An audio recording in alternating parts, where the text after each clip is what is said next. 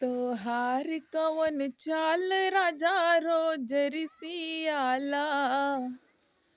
तोहार कवन चाल राजा रोज रिसियाला।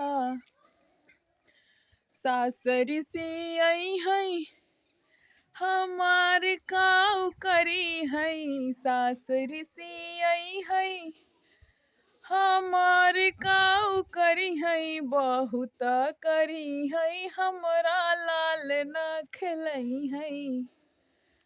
बहुत करी है हमरा लाल न खेलई है। तोहार कवन चाल राजा रोज रिसियाला। तोहार कवन चाल राजा रोज रिसियाला। जेठान ऋषि आई है हमार काऊ करी है। जेठान ऋषि आई है हमार काऊ करी है। बहुत करी है तोहका देवर ना बोलई है। बहुत करी है तोहका देवर ना बोलई है। तोहार कवन चाल राजा रोज रिसियाला। तोहार कवन चाल राजा रोज रिसियाला।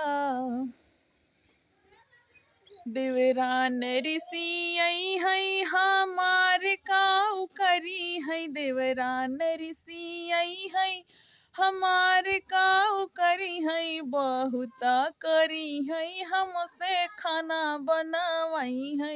बहुत करी है हमसे खाना बनावई है। तोहार कवन चाल राजा रोज रिसियाला। तोहार कवन चाल राजा रोज रिसियाला। ननद ऋषि आई है हमार काऊ करी है। ननद ऋषि आई है हमार काऊ करी है। बहुत करी है हमका भौजी न बोलई है।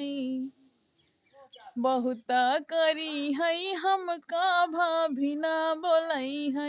तोहार कवन चाल राजा रोज रिसियाला। तोहार कवन चाल राजा रोज रिसियाला।